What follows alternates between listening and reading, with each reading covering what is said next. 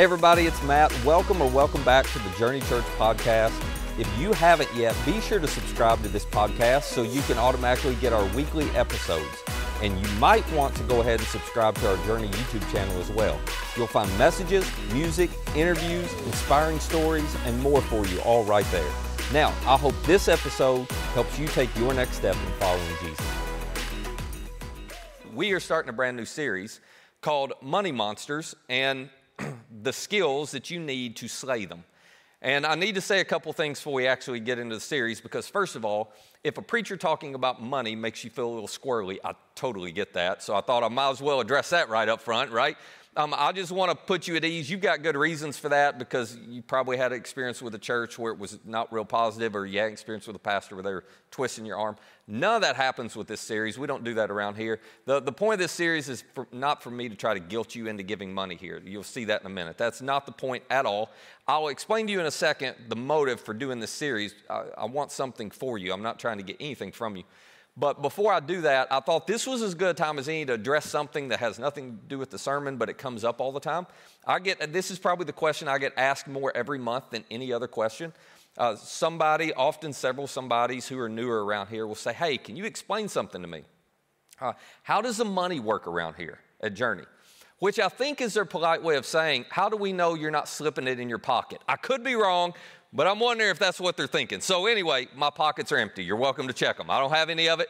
So I thought, you know what? I'll just take this moment here publicly to explain to everybody, because you may not know. And if I get asked that much, probably a lot more of you wonder. And it also is weird because we don't take up an offering. And so that really throws people off, okay? But we want you you can give on the app or give if you want to give, but obviously we're not pressuring you.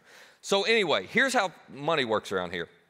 We actually have a lot of oversight over it. You may not be aware, but our church has a board. They are my bosses, okay? I answer to them. And they have three things they're primarily responsible for, but one of them is overseeing the financials of our church and making sure we're managing everything well, we're using the money to make the biggest impact, we're doing all the things right with money. In addition to that, and those, by the way, those are people who attend here. They're volunteers. They're people who just attend here, okay? Same for another team we have. It's just made up of people who attend here called the stewardship team, and these people they have expertise in the area of finances, so they're also watching our money. And so every month, both these groups are getting all of our financial reports. They're seeing everything. They're checking everything. We don't do anything financially without running it through them, anything significant. So anyway, all of that's happening with those two teams. But in addition to that, we have a third party, which just means that they're not here. We hire somebody. We have a third-party bookkeeper who manages all of our financial transactions here, okay? So they're separate. And we have a third-party CPA who oversees everything going on with the bookkeeper and going on with us and everything that happens with the money. So I tell you all that to say, anytime there's a penny missing, we know about it, all right? It's like, let's track that penny down. So there's so many, there are more, I'm not going to bore you with them all, but there's so many checks and balances here because we just want to make sure, one, we're being good stewards of it all, but we're using it all in a way that makes the biggest impact. So you can be confident in that. And if that does not convince you, I'll tell you this, and maybe this will convince you when you think about it for a minute. All the staff that work here, this is not a thing that's obligated. This is not a thing that's mandated by any means. But all the staff that work here, we all give 10% or more of our salaries back to this church. All of us do. And I'm not twisting anybody's arm to do that. We just all do that. And the reason I'm telling you that's not to get a pat on the back. I'm telling you that because if something squirrely was going on with money, do you think we would turn around and give we know what's going on with it, and we believe so deeply in what we're doing and that the money here makes such an impact in the lives of people that we all invest here. So you may not think I'm very good at my job, but at least I'm working on a discount. That has to count for something, right? You'll get that in a minute. So anyway, my point is you can just have confidence everything's good. And we're an open book, so if you ever have any questions about money, you can just come ask. We'll show you everything, answer any questions you have. It's not a big deal. All right, that's out of the way. I just wanted to address that because I get asked that so much. Now, back to the series Money Monsters. What's my motive for doing this? Why would we talk about money for 3 weeks? Well, again, I want to tell you why. Not because I want anything from you. That's not where this is going. There's no offering at the end of this today, okay? It's because I want something for you. It's because whether you realize it or not, money has a way of doing something to you. And I know money has a way of doing something to me. And if you're not careful, you won't realize what money is doing to you, because money's powerful. It's great. Money's great. There's nothing wrong with money. It's great, but it's incredibly powerful. And money has a pull or current that it naturally wants to take you a certain way. There are some monsters that come along with money, and if you're not careful, they're going to pull your heart, and they're going to pull your life, and they're going to pull your relationships in a certain direction. The easiest way I know to describe it is this. If you've ever stepped into a river with a strong current, you know there's nothing you can do to avoid the current. It doesn't mean it's a bad thing. It's just, you're in the river, you're going to feel the current. That's part of it. So if you don't want to go where the current is taking you, then you have to be intentional about fighting or walking against the current. Well, the same thing's true with money. Money comes with some monsters that have a strong current and pull us in a certain direction. And if you want to go that direction, we're going to talk about this in a minute. If you want to go that direction, that's perfectly fine. But if that's not who you want to be, and that's not where you want your heart to end up, and that's not where you want your relationships to end up, well, you better pay attention and notice where they're taking you. And you got to figure out a plan to intentionally go against the current. And my challenge, I'll just tell you, my challenge over the next few weeks is to help you see that, because it's so normal and it's so natural that none of us realize it. And you know this. You can just be in a river or you can be in the ocean, right? And if you're not paying attention, the current just takes you. You don't even realize you're drifting. Well, that happens to all of us with our money. It's happening here in our American culture, maybe worse than ever before. As Americans, we are setting some records. I don't know if you've heard this or paid attention. This year, we have set some pretty extraordinary records, but none of them are good records. For instance, Americans right now have a record, 1 trillion, this is a big number, 1 trillion with a T, $1,031 billion in credit card debt. We've never topped 1 trillion before now. Now, what does that mean? Well, if you pay any attention to credit cards, you know what the interest rate on those things are. It's exorbitant right now. So that's a group of Americans who have $1 trillion that they're paying that kind of interest on. They're trying to figure out how to pay it back. At the same time, we've also set this record. We have a record $1,770 billion in student loan debt. So you put that together, that's nearly $3 trillion. We can't even wrap our head around how much that is, can we? $3 trillion worth of money that Americans are paying interest on, and we're responsible to pay it all back, which may explain the stat that came out just about 3 months ago. That's a bit shocking. 57% they found, 57% of Americans cannot cover a $1,000 emergency expense from their savings. Now, just put that in perspective. If you're an average audience, and I can tell you're better than average, okay? You're smarter than this. But if you were an average audience, that means, I'm sure it's not you, but that means 6 of the 10 people sitting around you, if their AC or their heat goes out, if they have a major car repair, if they have any unexpected expense that's going to cost them $1,000, they don't have the money to pay for it. They've got to put it on their credit card, which then explains why we have so much credit card debt. All of this is connected. And you may be sitting there if you're in these shoes. This is tough. If you're here, it means you're living paycheck to paycheck. You're just trying to get by. You're under constant financial pressure. And the problem with financial pressure, and you know this, the problem with financial pressure is it never stays isolated to your bank account, does it? Your money problems don't just sit in your bank account. They leak out and they show up in all your relationships with the people you care about most. And they show up in work and the way you show up at work and, how well you can work. It shows up everywhere in your life. Anxiety, stress, worry, on and on. So if you're living here, this is having an impact on all of your life, which is why we want to talk about it for the next few weeks. It's why, we've talked about so much over the history of our church, and in the last 18 months since we moved in here, I haven't talked about this at all, and I should apologize to you, because if you're in the middle of this, there's some things that could help you that I hadn't taken the time to tell you, so we're going to fix that. But if you're in the middle of this, living paycheck to paycheck, you know how tough it is. And I know what you're thinking, because I've been there, okay? I know what you're thinking. You're thinking, Matt, the problem is I just need more money. That's it. It's really simple. They just need to pay me more, and if I got paid more, then I would not have this problem. And I totally understand that. But that's kind of like when parents look at you, and they've got 2 kids that they are having a terrible time raising, and they say, you know what our problem is? We just need more kids, and everything will be good. You know that's stupid. Do not add kid 3, 4, 5. It's a train wreck with 2, right? Well, it's the same thing with money. What do those parents need to do? They need to figure out how to raise and manage their 2 kids before they add any more. Well, if you're under financial pressure, you actually need to figure out how to manage the money you have before you get more. And I'm all for you getting more. I hope you all get more. But more actually won't fix the problem if you don't know how to manage the more that you get. So, over the next few weeks, we're going to talk about some money monsters that may be creating some of this tension, some of this problem for you. Now, before I go on, there are others of you here who are going, no, this is not going to be a series for me. This is great. I get to sit back and relax. I hope he helps all those people under financial pressure, but you're not one of them. Because you've done a really good job, making money and saving money and investing money, and you made good decisions, and you got it all going on. So you don't have that kind of financial pressure. So you're thinking, okay, this isn't for me. No. These money monsters show up in your life, in my life, just like they do in the lives of people who are struggling financially. I'll just say it this way.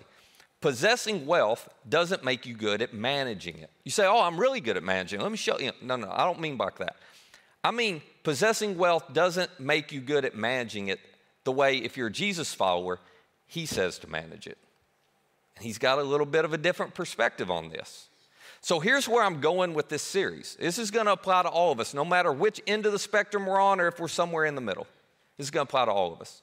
And I'm just going to tell you up front, there are no hidden motives. I want to tell you up front what I hope to help us all understand and learn over the next 3 weeks. That being good with money isn't just about knowing what to do with your money. It's also knowing what your money is doing to you. Because listen, I don't care how much or how little you have. Your money is doing something to you. And if you don't know it's doing anything to you, then it just means you're letting the current of your money pull you in the direction that these monsters want to take you. But money does something to all of us. Now, what's interesting to me, it's fascinating actually to me, is that this is not a new problem. Now, I think we would all admit, no matter if you're struggling financially or not, we would all admit we're probably the most blessed, most fortunate group of people in the history of the world. Because here in America, we're living better today than any generation before us. I mean, our standard of living and what we get to enjoy, it's remarkable compared to other people throughout history. But here's the funny thing. If you go all the way back to the first century, they had far less than we have, right? Their standard of living wasn't anywhere close to us. But they were dealing with the same money monsters, and they were facing the same pressure, and they were feeling the same pull, the same current that we do. The amount of money changes, but the pull of money doesn't change at all. So the Apostle Paul, and if you're not familiar with Paul, he wrote a good chunk of our New Testament. Paul was a guy who spent the majority of his life going around to all kinds of different towns throughout the Mediterranean Rim, telling people about the message of Jesus. And Paul had a friend, a young protege, if you will. His name was Timothy. And he had left Timothy to pastor probably not just one, but actually a group of churches that were in port cities all around, including the city of Ephesus, okay? And the reason this context is important is because these port cities in the first century, they were the epicenter of wealth because they were the epicenter of trade. So all the ships would come in, right? And this is where all the goods came and all the trade started to happen. So when you were living in these port cities, well, you could make a lot of money. And a lot of people in these cities were making a lot of money, at least by first century standards. And so what happens as a result of that is when some of these people began following Jesus, now there are people in the church who are not just living day to day. Because there were folks in the first century who literally, it was like, give me this day my daily bread. That was their prayer. They were going day to day. But now there are people in the church who aren't, okay? So Paul gives Timothy some advice or instruction on what to tell these people in the church who have a little bit of money. And he calls them rich people, which, by the way, none of us want to be called rich, do we? Or hardly any of us want to be called rich. If you want to make somebody uncomfortable, just call them rich, and you'll see them squirm real quick. But all rich meant back then was they had a little more than they needed. So by those standards, we're all rich, all right? We've got some food in the fridge, we've got some money in the bank, which means we're not living, give me today my daily bread. We have a little more than we need. So Paul gives advice for Timothy to teach those people, and by extension to teach us, what to think about and what to do. And he goes ahead and he gives us the first two. There are 4 different money monsters we're going to look at over this series. Paul addresses the first two of them. Now, here's the thing about these money monsters, and then I'll give them to you. They are so hard to see. This is going to be my biggest challenge with you, is helping you to actually see them in your heart, because they camouflage themselves, and they lurk in the shadows. But they're all interconnected. As a matter of fact, the first two we're going to look at today, if you think about it like water, they live on the surface of the water. And the one we're going to look at next week is connected to these two, but it lives a little deeper. And then the one we're going to look at in week 3, it's all connected to these three, but it's at the root of all of our problems. It's the one that lives down deep inside of all of our hearts. So the two that Paul gives us that we're going to look at today are these: pride and an appetite for more. Pride and an appetite for more. And he gives Timothy advice on how to address both of these. Let me show you what he says. Here's what he writes. He says, command those who are rich, there's our word, just have more than you need. Command those who are rich in this present world not to be arrogant, so don't become proud, nor to put their hope in wealth, which is so uncertain. Now let me unpack these for just a minute so you see the connection. The first one, this idea of I've got some money and so I'm getting arrogant or I'm becoming proud, that one's pretty easy to understand because you've experienced this dynamic before, no matter how little or how much you have. There's something about as your bank account begins to inflate, so does your ego. Have you noticed this? As your bank account starts to inflate, you start thinking, oh, I'm a little better, I'm a little better, I'm a little better. And we shouldn't do this, but we do. We all tend to look to the left and right and compare ourselves. And when I've got a little more than this person or a little more than this person, arrogance starts to creep in. And I measure my value as a person by the value of the things that I have. And so Paul's telling them, you got to be careful. Because as you get, again, money's great, nothing wrong with money, but as you get more and more of it, if you're not careful, you will fall into the trap of becoming arrogant, of becoming proud because of what you have. So he says, tell them not to become arrogant. And then the other thing he says, nor to put their hope in wealth. All right, now, this is connected to this monster, this appetite we have for more. And let me explain how this is the case. What Paul knew, that all of us have experienced, whether we realize it or not, is it is very easy for us to begin to put our hope in what we have and what we can hold. Now, if you're not a follower of Jesus, this is perfectly natural. But for those of us who are followers of Jesus, it's a little contradictory and hypocritical to what we say we believe. We'll say my hope's in God or my trust is in God, but in reality, it's really easy for me to find my safety, security, and sense of self-sufficiency in how much I have. That's how I'm going to measure it. I was thinking about this as I was prepping. When I was in my early 20s, it's just an example of how this works. When I was in my early 20s, my car broke down. And I was working at a church. I won't go into all the details, but I did not have, it was $350 to get fixed. I didn't have $350 to fix it. I didn't have it. And so you know what I did? I prayed, which may seem like the worst decision, like that's not going to fix your car, but I did. I prayed, and God actually provided the $350, and I got my car fixed. A story for another day. Now, when my car breaks down, and I take it to the mechanic, and they say it's $350, you know what I do? I say, would you rather have card or check? That's what I say, and I just pay for it. You know why? Because God's already provided. He provided in time here, but he's provided in advance here. But I can forget real easily that God provided all this in advance over here. And what I'll begin to do, and maybe this will sound familiar, is I'll begin to think, you know what?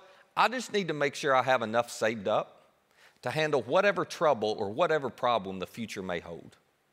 Now, there's nothing irresponsible. Matter of fact, it's very responsible to save up. You ought to do that. But the problem comes if we begin to shift our hope from the provider who gave us all this, and so no matter what trouble or problem comes in the future, God will provide, and instead I begin to hope in my provision, what I have. Because then I'm setting a goal line for me of I want to make sure that I have enough to handle any issue that comes my way. The problem with that, and some of you know this, that's an imaginary goal. You can never reach it. You can never attain it. And most of you will not believe me when I say this, but I've talked to people who've had so much money, it was impossible for them to spend it all in their lifetime.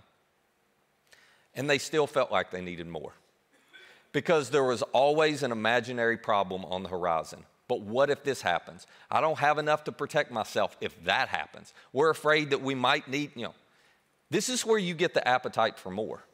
An appetite for more is driven because you think it's your responsibility to save and protect and prepare yourself for any supposed trouble or problem in the future. And again, it's responsible to save.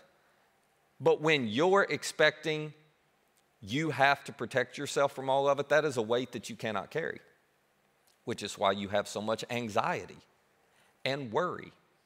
And it's why you carry this weight with you around money. No matter how good you're doing, you feel like it's not good enough. That is a sign that you have subtly shifted your hope from the provider to the provision, to what you have. That you're depending on you to protect yourself and to provide for you in the future, not your heavenly Father. So, Paul's telling them, okay, these are two traps. These are two monsters that are going to get you if you're not careful, because this is just where money pulls you. So he tells Timothy to tell all of us, instead, if we want to slay these monsters, we need to have one change of mindset, and then we need to practice two habits. And it's incredibly practical. So let me tell you what he says.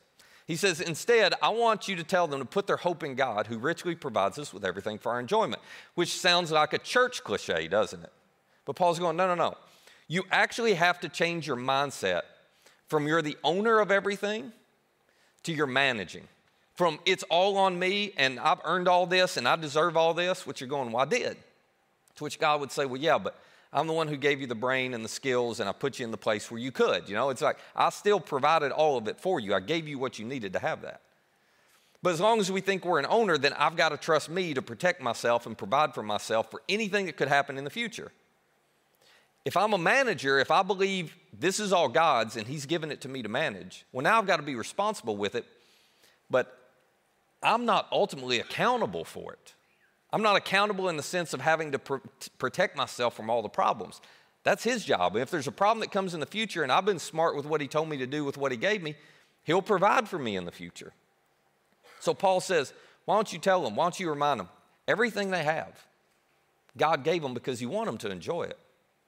But they got to keep their hope in him, not put their hope in themselves or in their stuff. And then he gives us these two habits. And I'll show you how these two habits connect. He says, all right, so command them, if they're going to have this mindset, here's how you get it. Command them to do good, to be rich in good deeds, and to be generous and willing to share. First of all, he says, I want you to command them to do good.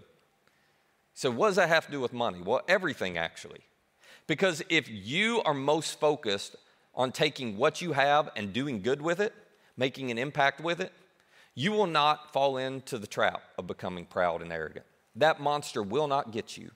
I'm too focused on doing good to look around to my left and right and think I'm better than somebody. And if I develop a habit of being generous with everything that I have, well, I'm not going to fall into the trap of I want more. That monster of appetites, that monster of more, it's not going to get you. Because you're not sitting there every time you get something going, ooh, what can I do with this for me? How can I get more with this? No, if you're consumed with being generous with people, every time you get it, you're going to think, ooh, how could I make another impact? How could I help somebody else? How could I be generous? These two habits, to do good and to be generous, this is what slays all the monsters. So let me just summarize it for you, okay? Basically, what Paul told Timothy to tell all of us to do is something that you've heard to some extent your entire life. And it's simply this. You should give, save, and then spend. That's all he's saying. Whenever you get money, you should pick a percentage of it, and your first priority should be to give some away and to be generous. Because you know what that does? Every time you're generous, it is a statement to your heart. I am trusting in the provider. I am not trusting in me. Yeah, I got all these things I'm worried about in the future, but you might need that money. No, I'm going to give it away first. Because I'm trusting God to provide for my future. And then second, I am going to save. And you know why you should save? Well, because when you save, then you don't have to think about working 7 days a week to get more, or to play catch up and pay off all the more that you've already gotten. As long as you're saving, you're not caught up in the trap of upgrading and improving everything. As long as you're saving, you have some time. You don't have to work constantly, which means you can then do good. You can then serve. You can then look for ways to benefit other people. So Paul says, all right, just pick a percentage of your income. Be generous with it. Make that a habit in your life. And then save so you can do good. As long as you've got some set aside, then you won't feel the pressure to work all the time. Take another job, and do another thing, and another thing. And then spend what's left. And you'll be free from this. You'll be free from this. Now, my guess is most of you have heard this before. But knowing it and doing it are two different things. For most of us, our problems with money are not information problems. They're not education problems. They're behavioral problems. And you know why it's so hard to practice this? I mean, you've got great intentions. My guess is you would say, I want to be a generous person. I want to be able to help others. I want to be able to do good. I mean, you got all those intentions. So why don't we do it? Well, because this requires trust and discipline. And those are hard. This is what trips you up. This is what gets in the way of all of us. Because if I'm going to pick a percentage of my income, and the first thing I'm going to do is give it away, that forces me to trust God that if something big happens in the future, He's going to provide. Because what happens, if you've ever tried this, you know, first time you write a check that's big enough it makes you uncomfortable, you know, the feeling you get inside of you, it's like, I don't really want to. First time you make a gift like that, what's running through your head is, but what if I need this? What if I need this? What if something happens and I don't know what's happening? What if I run into a problem I didn't know I was going to have? What if? And you're always going to feel like you need it. But that's a sign that you're trusting you to take care of your future. You're not trusting your Heavenly Father. So when you give an amount that's big enough it makes you a little uncomfortable, well, it requires trust. It requires you to go, I am not trusting my wealth, my provision. I'm trusting the provider.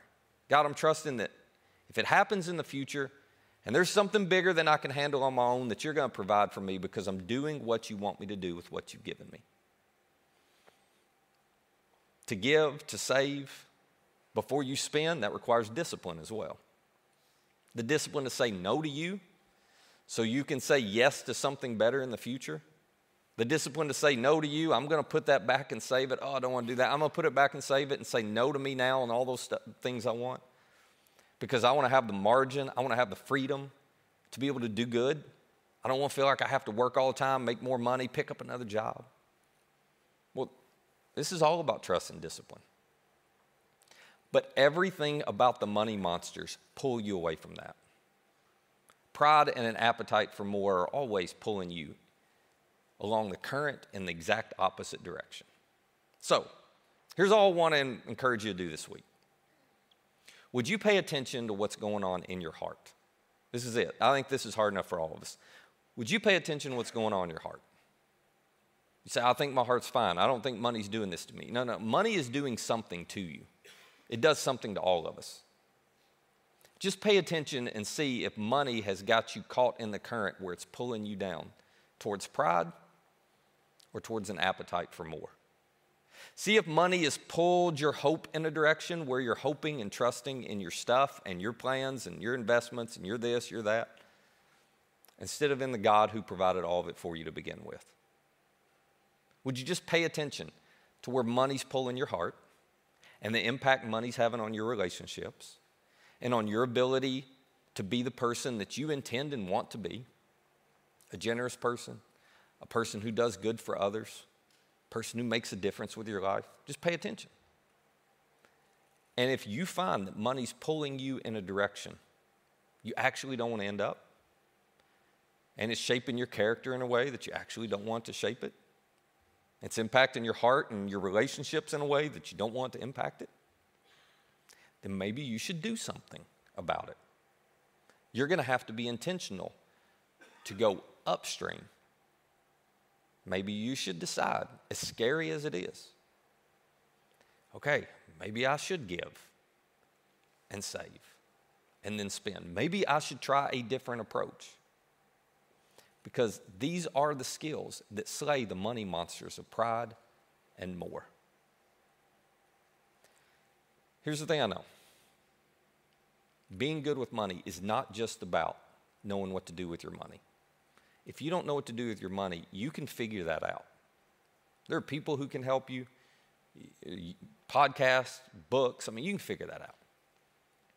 Being good with money requires you also to know what money is doing to you. So take a little bit of time this week and just pay attention to it. Notice what's going on in your heart. Notice the direction it might be taking you. Notice the decisions that it's causing you to make. And just ask yourself, is this the direction I want to go? Is this the person I want to be? Or are there some monsters that need to be slayed in you? And some monsters that need to be slayed in me? Let me pray for us. Father, this one is difficult. It's difficult because, it's just so natural to let money pull us in a direction, and everything in our culture pulls us that way. It's just normal. This is how everybody lives. The appetite for more just seems like it's part of who we are and how we live. But it's clearly not taking us to a place we want to be. And so, whether we're on the end where we're living paycheck to paycheck and we don't even have $1,000 to help cover an emergency expense, or we're living on the end where we got more money than we ever dreamed, but we still feel like it's not enough because there are imaginary fears out there in the future that could happen to us, or whether we're somewhere in between. Help us this week to have the wisdom to see where money is taking us, where it's pulling us, what it's doing to our heart and our relationships, and just enough honesty to evaluate whether that's actually who we want to be and where we want to go. It's in your name we pray.